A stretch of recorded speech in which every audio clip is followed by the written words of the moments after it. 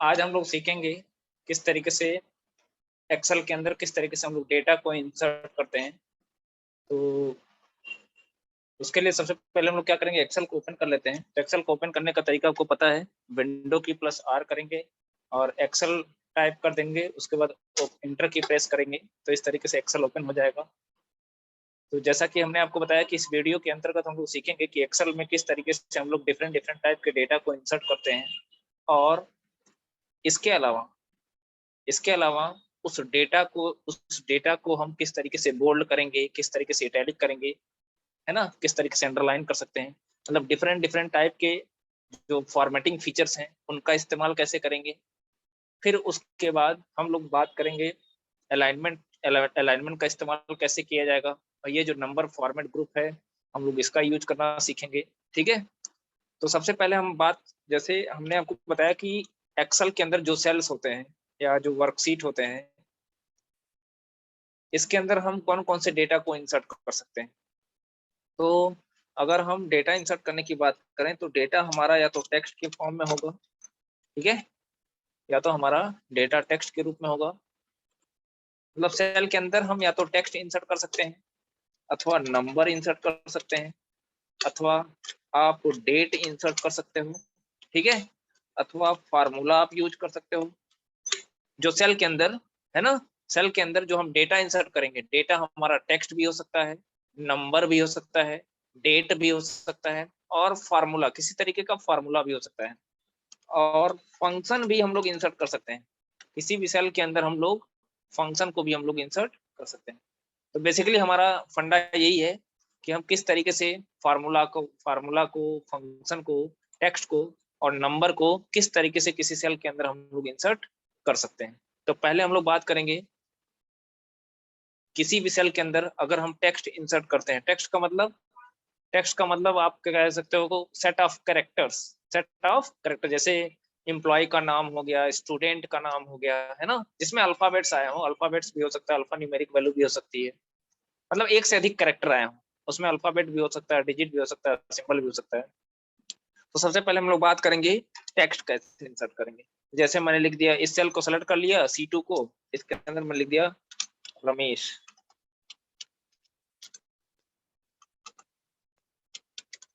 अब ध्यान से देखिएगा, ये जो रमेश है इस सेल के अंदर बाय डिफॉल्ट लेफ्ट अलाइन है। बाय डिफॉल्ट क्या है, लेफ्ट अलाइन है। लेकिन अच्छा देखिए, ये आपका क्या हो गया, ये टेक्स्ट हो गया, इसको क्या बोला जाएगा, टेक्स्ट। ऐसे ही अगर मैं लिख दूं राम 1 2 3, ये भी एक प्रकार का टेक्स्ट ही है, समझ में आई बात। अगर मैं लिख दूं राम _SI, ये भी एक प्रकार का क्या है, टेक्स्ट ही है, ठीक है। अगर हमने इंटर कर दिया 12+, सॉरी ये तो नंबर हो गया, हम कुछ और लिखना चाह रहे थे, ये भी क्या है, ये भी एक प्रकार का टेक्स्ट ही है ना, ये भी एक प्रकार का क्या है, टेक्स्ट ही है। तो कभी कोई पूछ लिया था ना, अगर हम किसी सेल के अंदर 12+23 प्रेस करिए तो उसका आउटपुट क्या आएगा, ये पूछ लिया जाता है, तो उसका आउटपुट कुछ नहीं आएगा, उसका आउटपुट वही आएगा। हाँ, अगर इस चीज को हम ऐसे लिखे होते, इज इक्वल टू 12+13 लिखे, सॉरी 12+13 लिखे होते या 11+13, तब ये 24 होता। लेकिन अगर हमने इक्वल साइन के साथ नहीं लिखा है, तो जो कुछ भी हम सेल के अंदर टाइप करेंगे, मतलब टेक्स्ट इस फॉर्मेट में, वो बाय डिफॉल्ट क्या माना जाएगा, टेक्स्ट माना जाएगा। ये तो रही बात टेक्स्ट की, कि टेक्स्ट को हम कैसे इंसर्ट करते हैं। और जो सेल के अंदर जो टेक्स्ट होते हैं ना, बाय डिफॉल्ट लेफ्ट अलाइन होता है। लेफ्ट मतलब सेल के बाएं तरफ होते हैं। अभी आपको लेफ्ट और राइट लाइन समझ में आ जाएगा।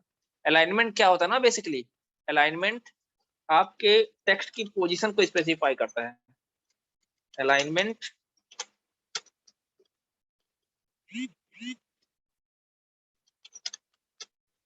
specifies the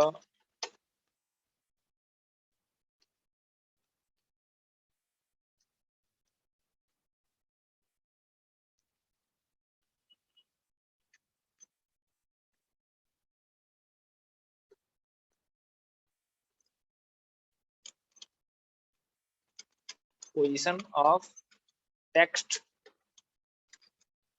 inside a cell। Cell के अंदर टेक्स्ट की पोजीशन को स्पेसिफाई करता है कौन? अलाइनमेंट। तो देखिए हमने कहा ये लेफ्ट अलाइनमेंट है, मतलब सेल के बाएं बाएं तरफ है। अगर हम किसी सेल के अंदर नंबर इंसर्ट कर दें, नंबर देखिए होल नंबर भी हो सकते हैं, नंबर जो होता है हमारा होल नंबर भी हो सकता है। होल नंबर कहने का मतलब जिसमें दशमलव ना आए। देखिए हमने इस तरीके से इंसर्ट कर दिया, तो जो नंबर होते हैं बाय डिफॉल्ट राइट अलाइन होते हैं। राइट अलाइन का मतलब सेल के देखिए दाहिने तरफ है, सेल के दाहिने तरफ ये ऑटोमेटिकली चला जा रहा है, हम कुछ नहीं कर रहे हैं। बाय डिफॉल्ट सेल के अंदर जो एक्सेल के अंदर जो सेल होता है, वर्कशीट होता है, उसके अंदर जो सेल होते हैं वो बाय डिफॉल्ट सेल के अंदर जब नंबर इंसर्ट करते हैं तो बाय डिफॉल्ट राइट अलाइन होते हैं। ठीक है, अब देखिए हम इस तरीके से दशमलव तक की वैल्यू भी, ये हमारा आपका रियल नंबर हो गया, मतलब दशमलव वाली वैल्यू हो गई। इस तरीके से करेंगे तो एक्सेल की एक खासियत है कि दशमलव के बाद अगर 0 डिजिट आ रहा है, जैसे हमने लिखा था क्या 12.9.0, एक बार फिर से देख लीजिए 12.9.0, तो अभी क्या करेगा बाय डिफॉल्ट, अब चूंकि ये रियल नंबर है, दशमलव में वैल्यू लिखी गई है, तो जो 9 के बाद 0 है, तो आपको पता होगा कि पॉइंट में पॉइंट के बाद जीरो वैल्यू का कुछ मतलब नहीं होता, तो उस वैल्यू को वो हटा देगा। देखिए ऐसे ही अगर हम किसी नंबर के पहले 0 लिख दें तो वो क्या करेगा, अब चूंकि ये होल नंबर है, इंटीजर नंबर है, तो अब इसके पहले 0 होने का कुछ मतलब नहीं है, तो ऑटोमेटिकली एक्सेल क्या करेगा उस 0 को हटा देगा, उसका कुछ मतलब नहीं है। लेकिन अगर आपसे कोई कोई कह रहा है, कहीं कहीं आप देखे होंगे कि कुछ नंबर 0 से ही स्टार्ट होते हैं और हम चाहते हैं कि नंबर हमारा लॉस ना हो। अभी देखिए नंबर लॉस हो गया ना, हम चाहते हैं लॉस ना हो, तो आपको क्या करना पड़ेगा, कीबोर्ड पे आपको एक सिंबल दिखेगा,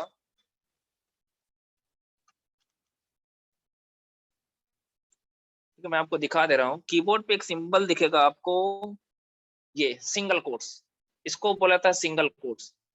अभी ध्यान दीजिएगा, जैसे मैंने इस सेल पे क्लिक कर दिया, अब हम क्या करते हैं कीबोर्ड से इस की को प्रेस करते हैं, इंटर की के ठीक बगल में है, तो देखिए जैसे हमने इस की को प्रेस किया, यहाँ सिंगल इन्वर्टेड कॉमा आ गया।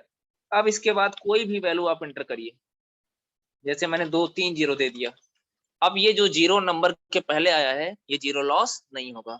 और इस टाइप के डेटा को हम लोग बोलते हैं नंबर एज टेक्स्ट। इस टाइप के डेटा को हम क्या बोलते हैं, देखिए ये है तो नंबर, देखने में नंबर है, लेकिन वास्तव में क्या है, टेक्स्ट है। और टेक्स्ट होने की वजह से देखिए ये सेल के बाएं साइड पे चला गया, मतलब लेफ्ट अलाइन हो गया।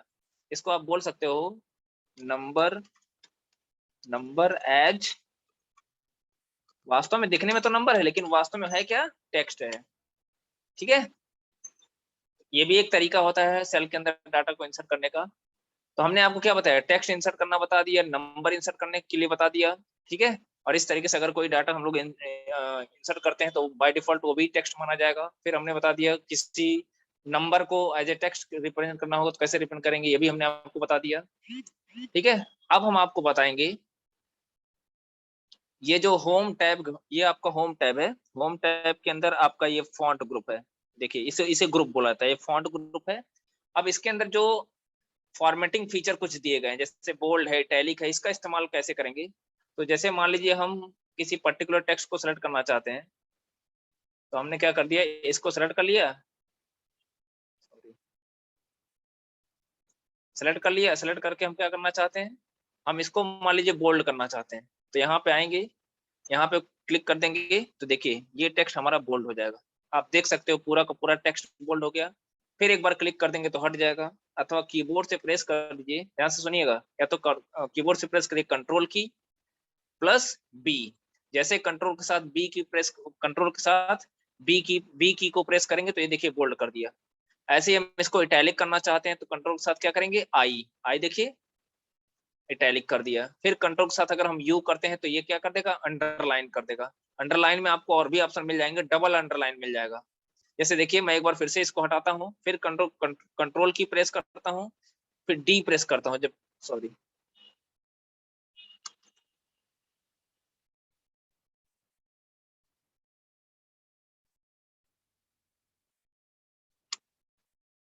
कंट्रोल के साथ आप यू की प्रेस करिए तो ये अंडरलाइन हो गया।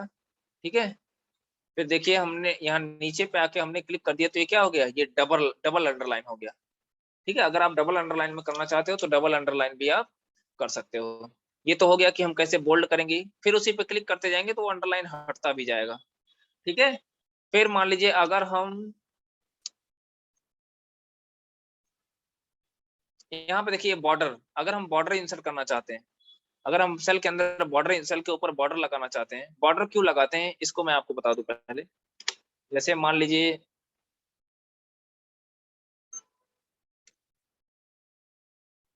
हमने सेल के अंदर डाटा इंसर्ट कर दिया, नेम और कोर्स।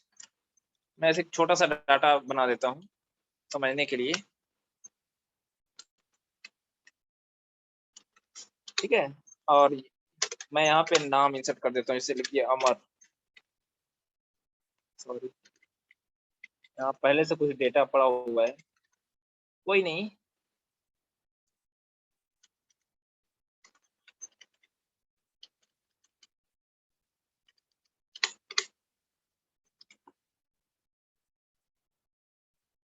मैं इसको हटा ही देता हूँ, इसको हटा कर मैं फ्रेश डेटा इंसर्ट करता हूँ। जैसे मैंने लिख दिया नेम, फिर मैंने लिख दिया कोर्स,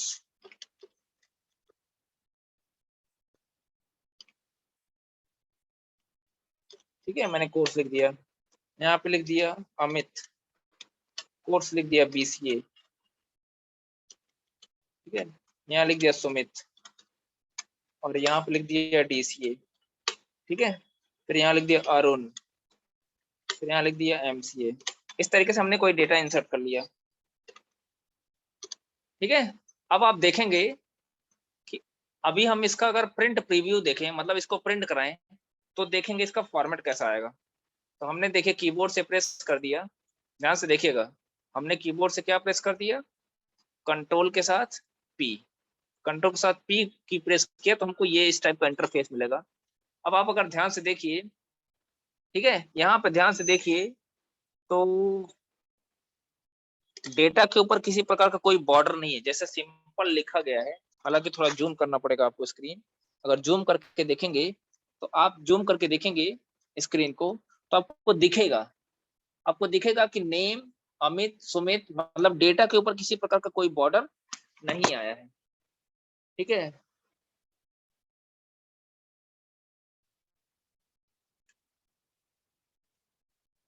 तो अब हम चाहते हैं कि डेटा के ऊपर बॉर्डर लिख के आ जाए, ठीक है। हम चाहते हैं कि डेटा के ऊपर बॉर्डर, मैं यहाँ से बैक करूंगा, मैं यहाँ से बैक करूंगा, आप देख सकते हो यहाँ पे क्लिक करके मैं पीछे आऊंगा। अब हम क्या करेंगे, इस पूरे डेटा को सिलेक्ट कर लेंगे।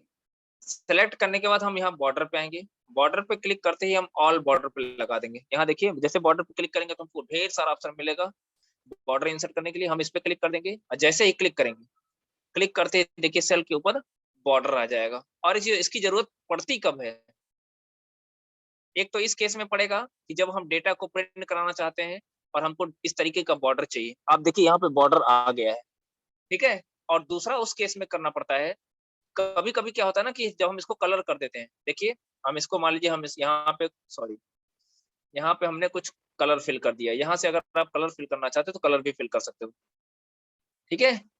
तो जब हम कलर फिल कर देते हैं ना, तो एक सेल से दूसरे सेल के बीच में अंतर स्पष्ट नहीं होता। जैसे मान लीजिए हमने यहाँ पे भी कलर फिल कर दिया, तो अगर ये बॉर्डर नहीं होते हैं ना, तो पहचानना मुश्किल हो जाता है कि कौन सा रो है कौन सा कॉलम है। जैसे मैं अभी देखिए मैं यहाँ से नो बॉर्डर कर दूं, देखिए अब इसमें ये नहीं पहचान में आ रहा है कि कौन सा है, ये दोनों एक ही रो में है कि अलग अलग रो में है। और अगर मैं यहाँ पे बॉर्डर लगा दूं, ऑल बॉर्डर कर दूं, देखिए आसानी से पहचान में आ जा रहा है कि ये अलग अलग सेल है। इस केस में बॉर्डर लगाया जाता है। दूसरा, जब हमको फॉर्मेट में बॉर्डर चाहिए होता है ना, जैसा कि मैंने आपको प्रिंट प्रीव्यू करके दिखा दिया है, यहाँ पे देखिए हमको पता चला स्पष्ट, मतलब प्रिंट आउट में हमको बॉर्डर चाहिए होता है इस तरीके से, तो हम बॉर्डर इंसर्ट करते हैं। तो ये तो हो गया हम बॉर्डर कैसे लगाएंगे। फिर हम, और इसके साथ साथ मैंने आपको ये भी बता दिया कि यहाँ पे देखिए ये क्या होता है, ये बैकग्राउंड कलर है, ठीक है। यहाँ पे या फिल कलर इसको बुलाता है। अगर हम सेल के अंदर किसी प्रकार के या सेल के बैकग्राउंड को कलर करना चाहते हैं तो ये फिल कलर का ऑप्शन यूज करेंगे। फिर यहाँ से देखिए, यहाँ से क्या होगा कि टेक्स्ट, अगर हम टेक्स्ट को कलर करना चाहते हैं, यहाँ से देखिए जैसे हमने यहाँ सेलेक्ट किया, देखिए टेक्स्ट का कलर रेड हो गया। यहाँ से देखिए ये ग्रो फॉन्ट का ऑप्शन है या इंक्रीज फॉन्ट साइज इसको बोलाता है, यहाँ से फॉन्ट साइज बढ़ेगा। देख सकते हो आप, जितना मैंने सेलेक्ट किया है सिर्फ उतने का फॉन्ट साइज बढ़ रहा है, आप देख सकते हो। हमने सिर्फ इसको सेलेक्ट किया है, देखिए नेम कोर्स अमित BCA, सिर्फ इतना डेटा हमने सेलेक्ट किया है, सेलेक्ट करने के लिए माउस का भी इस्तेमाल कर सकते हो और कीबोर्ड का भी इस्तेमाल कर सकते हो। कुछ इस तरीके से देखिए, मैंने एक बार राइट एरो की प्रेस किया, फिर डाउन एरो की प्रेस किया। अब हम क्या करते हैं, यहाँ से देखिए, यहाँ से फॉन्ट साइज बढ़ेगा, यहाँ से फॉन्ट साइज घटेगा, लेकिन एक एक पॉइंट बढ़ेगा। अगर हम यहाँ से एक ही बार में बढ़ाना चाहते हैं, जैसे मैं 22 करना चाहता हूँ, तो हम यहाँ से भी फॉन्ट साइज को हम लोग बढ़ा सकते हैं। ये हो गया, हमने सीख लिया। अगर फॉन्ट चेंज करना चाहते हो तो आप यहाँ से अलग अलग टाइप का फॉन्ट दे सकते हो। ठीक है, यहाँ देखिए, आप अलग अलग टाइप का फॉन्ट दे सकते हैं, जो भी आपको अच्छा लग रहा है आप उस टाइप का फॉन्ट यूज कर सकते हो।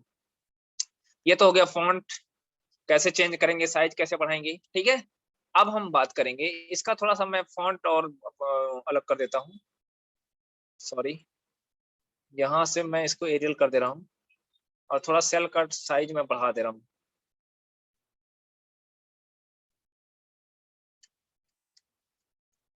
ठीक है, तो अब देखिए, अभी ये जो डाटा है, इस डाटा डीसीए जिसमें लिखा गया है, मैं इस पे क्लिक करता हूँ।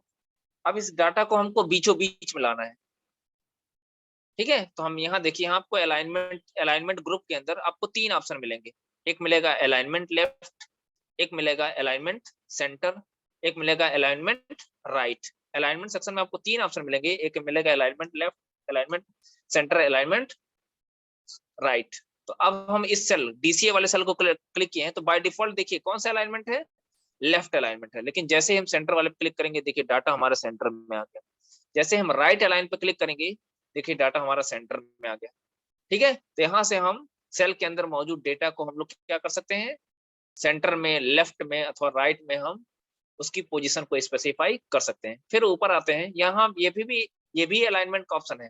जैसे इस पे क्लिक करेंगे, तो हालांकि अभी आपको पता नहीं चल रहा है, क्योंकि सेल का डाटा क्या है, सेल की जो विड्थ है वो सेल के कंटेंट के हिसाब से। तो हम पहले से इसकी थोड़ी विड्थ बढ़ा लेते हैं। विड्थ बढ़ाने के लिए आप क्या करिएगा ना, जैसे मान लीजिए हम यहाँ से इस रो को थोड़ा खींचना चाहते हैं, तो हम यहाँ आएंगे, जैसे 2 हेडेड एरो मिलेगा, हम लेफ्ट माउस के लेफ्ट की को होल्ड करके ड्रैग करेंगे नीचे की तरफ, तो देखिए सेल का डाटा बड़ा हो गया। अभी देखिए, अब आपको स्पष्ट पता चलेगा।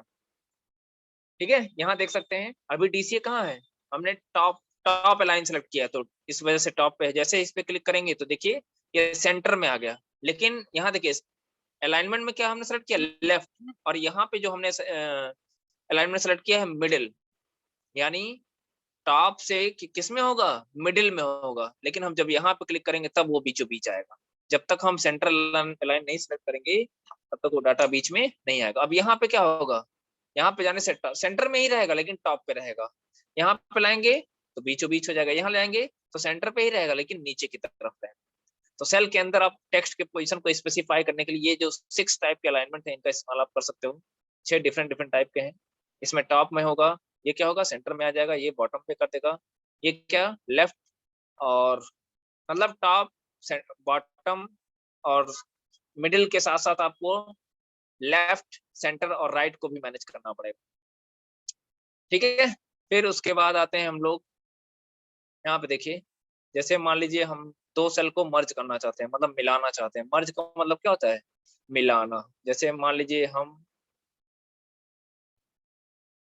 चाहते हैं ना, यहाँ से एक काम मैं करता हूँ कि हम ये जो रो है, मतलब रो नंबर 1, यहाँ पे हम एक रो और इंसर्ट करना चाहते हैं, मतलब नेम, और यहाँ पे एक रो हमको और चाहिए।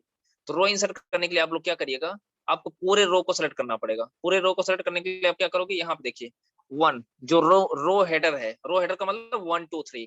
और जब मैं कॉलम हेडर को हूँ, देखिए मैं 2 शब्द बोल रहा हूँ, एक बोल रहा हूँ रो हेडर। रो हेडर का मतलब ये जो नंबर आपको दिख रहे हैं इनकी बात हो रही है, वो जैसे 1 2 3 4, तो इनके ऊपर हम ले जाएंगे। और जब मैं आपसे कहूंगा कॉलम हेडर, समझ जाइएगा कि अल्फाबेट की बात हो रही है। ठीक है, तो मैं आपसे कह रहा हूँ कि अगर जब हमको रो इंसर्ट करना होगा ना, तो हम क्या करेंगे, रो हेडर पे जाएंगे। यहाँ देखिए हमको यहाँ पे रो चाहिए था, तो हम रो हेडर पे जाके एक बार क्लिक कर दिए, देखिए पूरा का पूरा रो सेलेक्ट हो गया। उसके बाद आप क्या करिएगा, होम टैब के सेल्स ग्रुप में आइएगा, लास्ट में देखिए हेडिंग के पहले है, सेल्स ग्रुप में आइएगा, यहाँ पे इंसर्ट पे क्लिक करिएगा। इंसर्ट सीट रो का एक ऑप्शन मिलेगा, इंसर्ट सीट रो पे क्लिक करेंगे तो देखिए एक नया सीट रो हमको मिल जाएगा। तो हम क्या करते हैं, यहाँ पे लिख देते हैं रजिस्ट्रेशन। हमको एक कुछ और डाटा इंसर्ट करना था, जिसकी वजह से हमने एक डाटा, हमको कुछ और डाटा इंसर्ट करना था, इसलिए हमने एक रो और इंसर्ट कर दिया।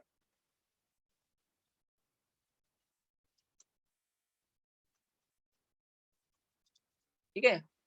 हमने, अब हम क्या करते हैं, यहाँ पे देखिए ये डाटा क्या हो गया, इसके अंदर तो 2 सेल हैं, लेकिन अब इसका कंटेंट सेल के बाहर चला गया। अब हम चाहते हैं कि ये दोनों सेल मिला के एक सिंगल सेल मिल जाए, तो उसके लिए हम क्या करेंगे, उसके लिए हम लोग क्या करेंगे, यहाँ पे देखिए हमको यहाँ पे एक ऑप्शन मिल रहा है मर्ज एंड सेंटर का, यहाँ पे एक ऑप्शन मिल रहा है मर्ज एंड सेंटर का, और एक ऑप्शन है मर्ज सेल का। दोनों में अंतर मैं आपको बताता हूँ। अगर इस पे क्लिक करेंगे तो खाली सेल का डेटा मर्ज होगा। देखिए दोनों सेल मर्ज होके एक सिंगल सेल, मर्ज का मतलब होता है मिलाना। फिर से मैं कंट्रोल जेड करता हूँ, जब कंट्रोल जेड किया तो मतलब जो सेल मिला था वो फिर से पार्टीशन में डिवाइड हो गया, उसका पार्टीशन मतलब 2 सेल में बन गया, जो हमने 2 सेल मिला के एक सिंगल सेल बनाते हैं फिर से पार्टीशन हो गया। अब हम आपको मर्ज मर्ज एंड सेंटर पे क्लिक करते हैं। मर्ज एंड सेंटर पे क्लिक करेंगे तो क्या करेगा, डाटा को मर्ज भी करेगा, उसके बाद उसको सेंटर भी ही लाए। मर्ज सेल्स और मर्ज एंड सेंटर में यही अंतर होता है। मर्ज एंड सेंटर में क्या करेगा, डर सेल को मर्ज भी करेगा, उसके साथ साथ वो डेटा को सेंटर में भी करेगा। ठीक है, फिर से हम यहाँ पे अनमर्ज पे क्लिक करेंगे तो डेटा हमारा क्या हो जाएगा, अनमर्ज हो जाएगा। समझ में आ गया? ठीक है, इन सारे ऑप्शंस का हम इस्तेमाल कर सकते हैं, ये तो इंडेंट के लिए होता है ना। इसका यहाँ से देखिए हम इंडेंट इंडेंट से क्या कर रहे हैं, मतलब टेक्स्ट के पोजीशन को हम लोग स्पेसिफाई करते हैं। ठीक है, मतलब कितना छोड़ के हमको लिखना है उसके लिए इसका इस्तेमाल किया जाता है। मार्जिन और पेपर एज के बीच की दूरी होती है। बहरहाल इंडेंट अभी हम इसको अलग से पढ़ लेंगे, इंडेंट को छोड़ छोड़ दीजिए। ठीक है, अब यहाँ देखिए, जैसे देखिए इस सेल के, जैसे मान लीजिए हम इस डाटा को फिर से हटा देते हैं। कभी कभी क्या होता है ना कि कोई डाटा सेल के बाहर चला जाता है, तो हम चाहते हैं कि जैसे हमारा सेल के अंत में डाटा पहुंचे वो अगली लाइन में आ जाए। तो उसके लिए हम क्या करेंगे, यहाँ पे देखिए एक ऑप्शन मिलेगा रैप टेक्स्ट का। होम टाइप के अलाइनमेंट ग्रुप में ही एक ऑप्शन मिलेगा रैप टेक्स्ट का, तो हम इसको सेलेक्ट कर लेते हैं। इसको सेलेक्ट कर लेंगे तो इससे ये फायदा होगा, इससे ये फायदा होगा कि जो भी डेटा हम इंसर्ट करेंगे, जैसे मान लीजिए कॉलम,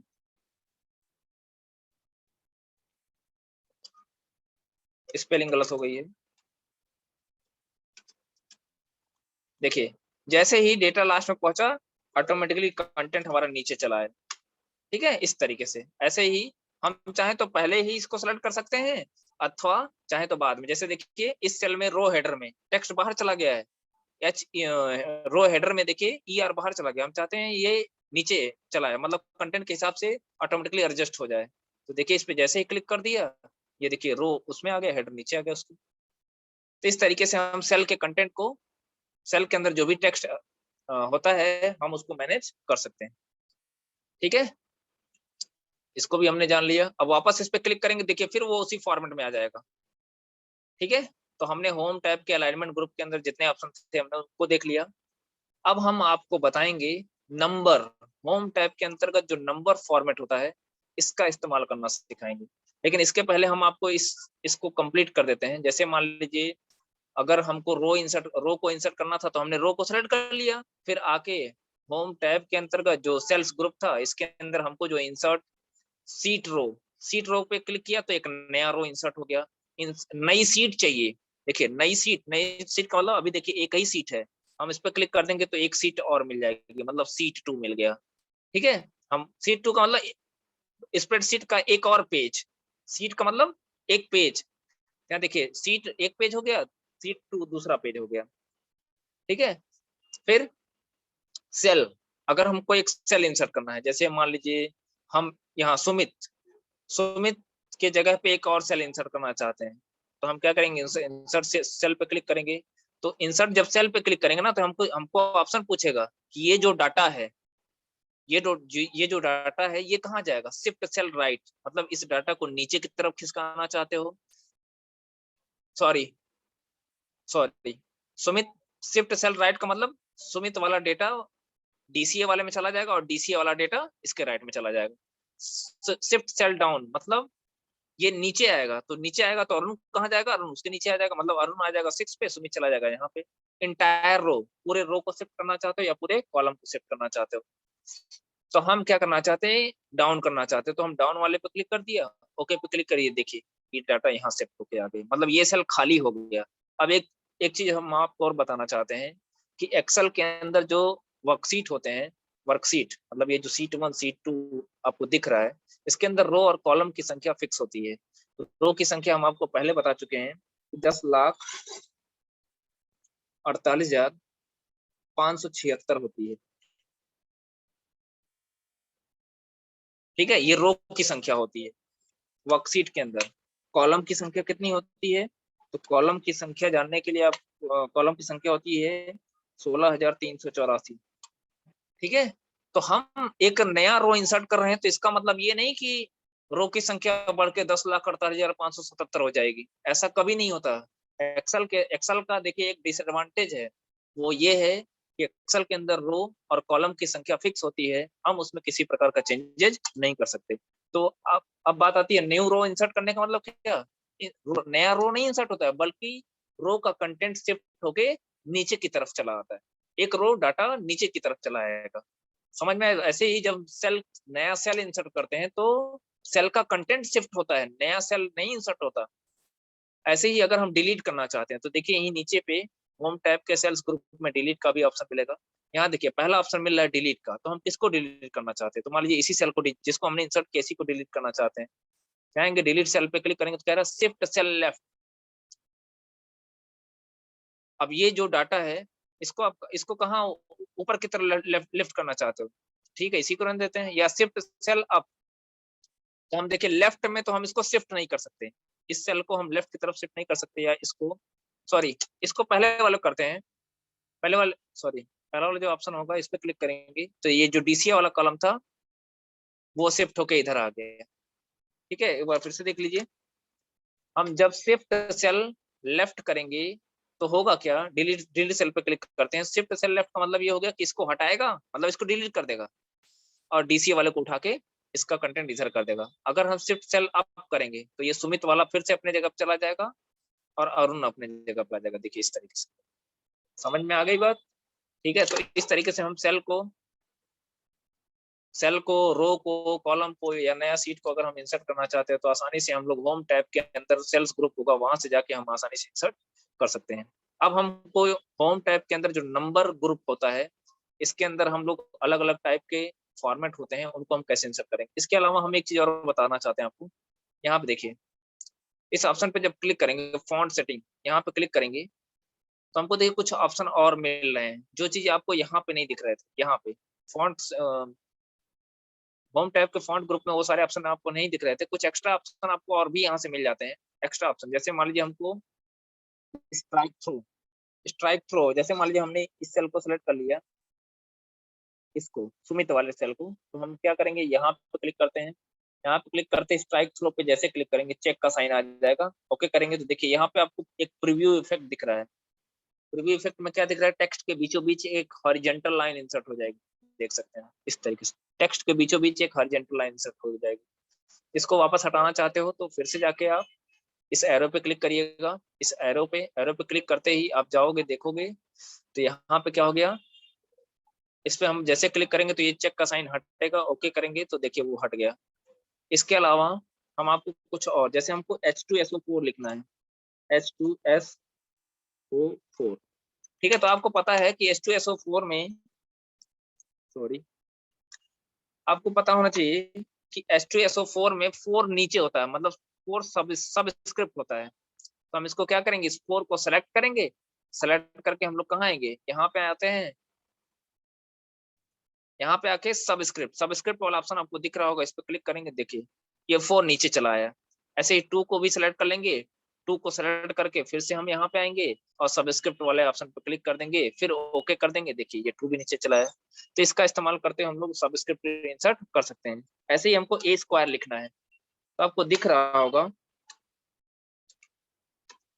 कि ये ए स्क्वायर नहीं है बल्कि A2 है, हम चाहते हैं कि ये 2 हमारा क्या बन जाए, स्क्वायर बन जाए। तो फिर से फॉन्ट टैब में आएंगे और यहाँ पे हम सुपर स्क्रिप्ट पे क्लिक कर देंगे, ओके कर देंगे तो देखिए ये स्क्वायर हो गया। इस तरीके से नंबर का स्क्वायर भी अगर हम करना चाहते हैं तो हम आसानी से हम लोग कर सकते हैं। और यहाँ देखिए अगर आप अंडरलाइन वगैरह करना चाहते हो तो अंडरलाइन वगैरह भी आप कर सकते हो। ठीक है, आपको बहुत सारे ऑप्शन मिल जाएंगे जिनका इस्तेमाल आप कर सकते हो। यहाँ देखिए wrap text shrink to fit merge cell, यहाँ पे और भी ऑप्शन आपको दिख रहे हैं। जहाँ पे आप उसका इस्तेमाल कर सकते हो। ठीक है, सेल के ऊपर आप बॉर्डर लगाना चाहते हो, है ना, सेल के ऊपर बॉर्डर लगाना चाहते हो, फिल करना, कलर फिल करना चाहते हो, ये सारे ऑप्शन आपको यहाँ से भी मिल सकते हैं, जिनको आप यूज कर लीजिएगा। अब हम नंबर पे आते हैं वापस। होम टैब के जो नंबर्स ग्रुप में है, जैसे मान लीजिए अगर हमने इस तरीके से कोई डेटा इंटर किया तो बाय डिफॉल्ट जनरल नंबर है, तो बाय डिफॉल्ट ये क्या हो जाएगा, ये लेफ्ट राइट अलाइन हो जाएगा। ठीक है, अब अगर हम इसको हम इंग्लिश, मतलब इंग्लिश, यहाँ देखिए आपको करेंसी से संबंधित, मतलब सॉरी, ये अकाउंटिंग नंबर फॉर्मेट है, ये अकाउंटिंग नंबर फॉर्मेट है। इसका इस्तेमाल करते हुए, जैसे मान लीजिए अकाउंटिंग में क्या, जब हम किसी अकाउंट को मैनेज करते हैं तो यहाँ देखिए आप इसको अगर रुपीज में दिखाना चाहते हो, इंग्लिश, यहाँ क्या लिखा है, रेट इंग्लिश इंडिया, तो आप जैसे इस पे क्लिक करेंगे तो आप देख सकते हो इस तरीके से नंबर हमारा चेंज हो गया, मतलब ये रुपए में हो गया और साथ साथ इसमें दशमलव वैल्यू भी आ गई। अगर इस पॉइंट को आप नहीं चाहते हो तो आप क्या करिएगा, यहाँ से इसको क्लिक करिए, सॉरी इस पे क्लिक करिएगा, नंबर फॉर्मेट में डिक्रीज डेसिमल का ऑप्शन मिलेगा, इस पे क्लिक करिएगा तो नंबर ऑटोमेटिकली, जो पॉइंट के बाद वाली जो ऑटोमेटिकली जीरो आ गया था वो हट गया। फिर से हम क्या करें, अब देखिए यहाँ हमारा जनरल चेंज होकर अकाउंट वाला हो गया। ऐसे ही आप डॉलर में चेंज करना चाहते हो तो डॉलर में कर सकते हो, ठीक है, यूरो में करना चाहते हो तो यूरो में चेंज कर सकते हो। ये अलग अलग फॉर्मेट है, चाइनीज में करना चाहते हो तो चाइनीज में आप फॉर्मेट चेंज कर सकते हो। ठीक है, इस तरीके से आपको और भी अकाउंट से संबंधित सेटिंग चाहिए तो मोर अकाउंट फॉर्मेट पे जाके आप आसानी से यहाँ से अलग अलग टाइप का आप चेंजेस कर सकते हो। अब देखिए यहाँ पे जब हमने क्लिक कर दिया है तो नव अकाउंटिंग में देखिए यहाँ बाय डिफॉल्ट डेसिमल प्लेसेस कितने हैं, मतलब दशमलव के बाद 2 अंक तक की वैल्यू होगी। अगर हम इस तरीके से डिजिट्स की संख्या बढ़ा दिए, यहाँ ऊपर क्लिक करेंगे तो दशमलव के बाद जीरो की संख्या बढ़ती चली जाएगी इस तरीके से। ठीक है, आप देख सकते हो दशमलव के बाद जीरो की संख्या 3 जीरो हो गए। हम चाहे तो डायरेक्ट यही चीज हम यहाँ से कर सकते हैं, यहाँ करेंगे तो इंक्रीज होगा, यहाँ से करेंगे तो डिक्रीज होगा। ठीक है, और इसके अलावा जैसे मान लीजिए हम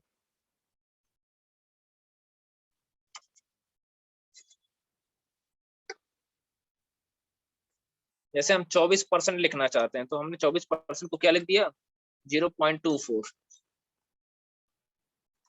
जीरो, सॉरी 0.23 या 25 मैंने लिख दिया। तो 25 का मतलब क्या, 25%, 25/100 करेंगे, फिर कितना हो जाएगा, जैसे ही हम इस 0.25 को इस परसेंटेज वाले साइन पे क्लिक करेंगे, देखिए परसेंटेज स्टाइल, इसका शॉर्टकट क्या होता है, कंट्रोल शिफ्ट प्लस परसेंटेज का साइन, मतलब हाँ परसेंटेज का साइन, जैसे इस पे क्लिक करेंगे देखिए 25% बन गया, मतलब 0.25, 0.25 आपको कम मिलेगा जब 25 को हम भाग करेंगे, ऐसे देख लीजिएगा, इज इक्वल टू 25/100 करेंगे तो हमको मिलेगा 0.25। और इस 0.25 किसी का भी परसेंटेज आपको निकालना हो, 30% निकालना हो या 60% निकालना हो तो आप कैसे निकालोगे, तो उसके लिए हम क्या करेंगे, हमने उसको डिवाइड बाय 100 कर दिया, अब इसको परसेंटेज के रूप में रिप्रेजेंट करना तो हम क्या करेंगे, इस पे क्लिक करेंगे तो देखिए ये 25% हो गया। जैसे इस परसेंट वाले साइन पे क्लिक करेंगे तो ऑटोमेटिकली परसेंट के रूप में कन्वर्ट हो जाएगा। देखिए यहाँ पे परसेंटेज का भी साइन है, इसको वापस फ्रैक्शन में करोगे तो ये देखिए फ्रैक्शन में कन्वर्ट हो गया। ठीक है, फिर इसमें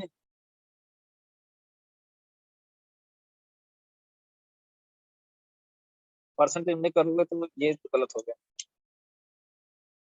हम इस परसेंटेज को हटाना चाहते हैं, सुनिए ध्यान से, इस परसेंटेज को हटाना चाहते हैं तो इस पे क्लिक करेंगे परसेंटेज हट जाएगा, ऑटोमेटिकली परसेंटेज हट जाएगा। देखिए फिर से इस पे देखिए, जैसे हमने परसेंटेज पे क्लिक किया तो 25% हो गया, फिर जैसे इस पे क्लिक किया तो 25% का मतलब क्या, 25% का मतलब ये हो गया, परसेंटेज का मतलब क्या हो गया कि 0.25 में हमने गुणा किया किससे, 100 से, तो जब 0.25 में गुणा करेंगे 100 से तो ये किसमें कन्वर्ट हो जाएगा, 25%। देखिए, और यहाँ पे क्या किया गया, जैसे परसेंटेज हटाना होगा तो फिर से हम इस पे क्लिक कर देंगे तो वो हट जाएगा। समझ में आ गया। ऐसे ही ऐसे देखिए, ये जो करेंसी थी, यहाँ से हम ये इसको जो अकाउंटिंग नंबर फॉर्मेट था हम इसको लगाए, लगाने के बाद हम इसको हटाने के लिए फिर हम क्या करेंगे, कॉमा स्टाइल पे जाके क्लिक कर देंगे तो ये फॉर्मेट क्या हो जाएगा, ऑटोमेटिकली हट जाएगा। ऐसे देखिए यहाँ से भी हम परसेंटेज को हटाना चाहते हैं तो यहाँ पे क्लिक करेंगे तो हट जाएगा। अब हमने आपको ये भी बताया था कि सेल के अंदर हम डेट को भी इंसर्ट कर सकते हैं। जैसे आज आपका डेट है 6/12/2021, ठीक है। तो जैसे ही हम एंटर करेंगे तो देखिए ये इस फॉर्मेट में डेटा हमारा स्टोर हो गया, ठीक है। अब देखिए 6/12/2021 ये हमारा डेट है, आज का डेट है। हम डेट में कोई चेंज करना चाहते हैं तो हम क्या करेंगे, यहाँ से देखिए हमने क्या किया, यहाँ इस एरो पे, ये जो एरो आपको दिख रहा है इस पे क्लिक किया तो हमको फॉर्मेट सेल का एक ऑप्शन मिलेगा जहाँ पे डेट के अलग अलग फॉर्मेट दिए गए। जैसे कि मैं इस फॉर्मेट में करूंगा तो हो जाएगा आज का डेट जो है 6 दिसंबर 2021, इस टाइप से हो जाएगा। देख सकते हैं 6 दिसंबर 2021। फिर से मैं वापस इसी पे आता हूँ, इस फॉर्मेट में क्लिक करेंगे, देखिए इस तरीके से इस फॉर्मेट में आ गया। इस फॉर्मेट में पहले से ही था, फिर से मैं यहाँ पे आके चेंज करता हूँ। मतलब यहाँ से हम अलग अलग फॉर्मेट में डेट को रिप्रेजेंट कर सकते हैं, देख सकते हो आप, ठीक है। ये अलग अलग फॉर्मेट है किसी डेट को रिप्रेजेंट करने का, देख सकते हैं। हम डेट को ही अलग अलग फॉर्मेट में हम चेंज कर सकते हैं।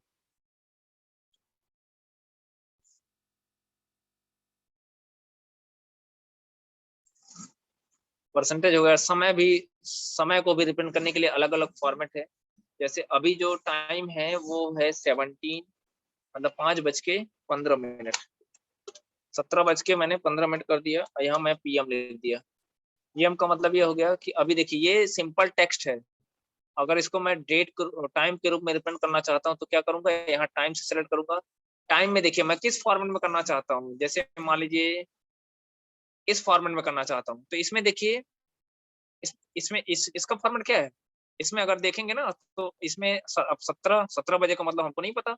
हम इस फॉर्मेट में चेंज करेंगे तो यहाँ, सॉरी चेंज नहीं हुआ,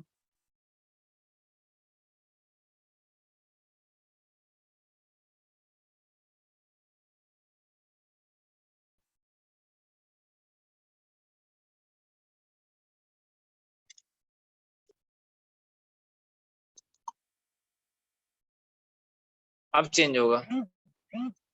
हमने गलती किया ना, हमको PM नहीं लिखना चाहिए था। फिर से देख लीजिए, हम इस PM को हटाते हैं। जैसे PM को हटाएंगे ना, और अभी जैसे PM को हटाएंगे तो ऑटोमेटिकली देखिए जो फॉर्मेट हमने सेट करके रखा हुआ था वही उसी फॉर्मेट में डेटा क्या हो गया, स्टोर हो गया।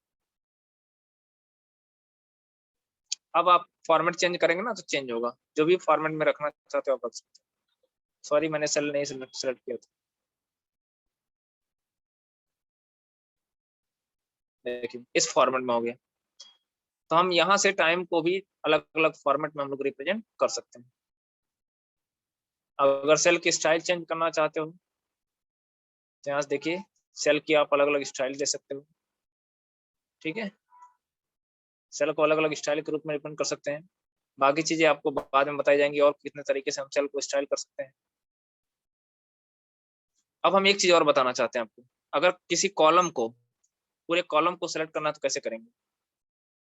पूरे पूरे कॉलम को सेलेक्ट करना होगा तो हम देखिए यहाँ पे मान लीजिए A वाले कॉलम को पूरा सेलेक्ट करना है तो हम A वाले कॉलम पे आएंगे, पूरा का पूरा क्लिक कर देंगे तो पूरा का पूरा कॉलम सेलेक्ट हो गया एक ही बार में। एक बार फिर से देख लीजिए, हम पूरे A वाले कॉलम को, किसी भी कॉलम को आप पूरा सेलेक्ट करना है तो उस कॉलम हेडर के ऊपर जाइएगा। कॉलम हेडर के ऊपर जाइएगा तो इस तरीके से ड्रॉप डाउन एरो मिलेगा। ड्रॉप डाउन एरो का मतलब नीचे की तरफ झुका हुआ एक एरो मिलेगा, देख सकते हैं। हम इस पे क्लिक करेंगे, जैसे क्लिक करेंगे पूरा पूरा कॉलम सेलेक्ट हो जाएगा। ऐसे ही हम बी के ऊपर क्लिक करते हैं, पूरा का पूरा कॉलम बी सिलेक्ट हो गया। ऐसे ही हम सी पे क्लिक करते हैं, पूरा का पूरा कॉलम सी सिलेक्ट हो गया। ऐसे ही हम रो को सेलेक्ट कर सकते हैं। अब बात आती है कि हम कॉलम और रो को सेलेक्ट ही क्यों करते हैं। हम कॉलम और रो को इसलिए सेलेक्ट करते हैं ताकि उसकी विड्थ को बढ़ाना होगा। कॉलम की विड्थ होगी, रो की हाइट होगी, ध्यान दीजिएगा। जैसे इस कॉलम की विड्थ बहुत ज्यादा है तो हम इसको क्या करना चाहते हैं, कम करना चाहते हैं, तो राइट क्लिक करेंगे। राइट क्लिक करने के बाद देखिए एक ऑप्शन हमको मिल गया। राइट क्लिक करने के बाद जैसे यहाँ पे देखिए डाउन एरो है, राइट क्लिक, कॉलम विड्थ का ऑप्शन हमको मिल गया, यानी 24.43 इसकी विड्थ है। हम इसको 10 करना चाहते हैं, ओके करेंगे। इसकी विड्थ देखिए कम हो गई। अब चूंकि विड्थ कम हो गई और इसके अंदर मौजूद डेटा बहुत बड़ा है, इसलिए मतलब ये हैज आने का मतलब क्या कि सेल का डाटा बहुत बड़ा है और सेल की विड्थ क्या है, छोटी है, जिसकी वजह से ये हैज सिंबल आ रहा है। ठीक है। अथवा ये तो हमने बता दिया ना कॉलम की विड्थ को कैसे मैनेज करेंगे। हम चाहते हैं सी वाला कॉलम हाइड हो जाए, हम चाहते हैं सी वाला कॉलम हाइड हो जाए, तो फिर से राइट क्लिक करेंगे और आपको नीचे एक ऑप्शन मिलेगा हाइड का ऑप्शन। इस पे क्लिक करते ही देखिए सी वाला कॉलम, ध्यान से देखिए, हाइड हो गया है, सी वाला कॉलम हाइड हो गया है। अनहाइड करना चाहते हैं तो इस बार आपको दो दो कॉलम सेलेक्ट करना पड़ेगा। कौन से दो कॉलम को? जैसे सी वाला कॉलम अनहाइड करना है तो सी वाला कॉलम किसके किसके बीच में आ रहा है, बी और डी के बीच में आ रहा है, तो दोनों कॉलम को हम इस तरीके से सिलेक्ट कर लेंगे। सिलेक्ट करके फिर क्या करेंगे, राइट क्लिक करेंगे और नीचे आपको अनहाइड का ऑप्शन मिलेगा। इस पर क्लिक करते ही आपका सेल, आपका कॉलम जो हाइड था वो फिर से अनहाइड हो गया। ऐसे ही अगर हम किसी रो की विड्थ को कम करना चाहते हैं, सॉरी रो की हाइट, रो का मतलब रो की बात होगी तो हाइट और कॉलम की बात होगी तो विड्थ, तो हम यहाँ पे क्लिक करेंगे। यहाँ पे क्लिक करते ही देखिए रो हाइट, वहाँ कॉलम विड्थ आ रहा था, यहाँ रो हाइट आ रहा है। यहाँ देखिए मैं इसका 20 करना चाहता हूँ, रो हाइट में इसकी वैल्यू मैंने दे दी है 20।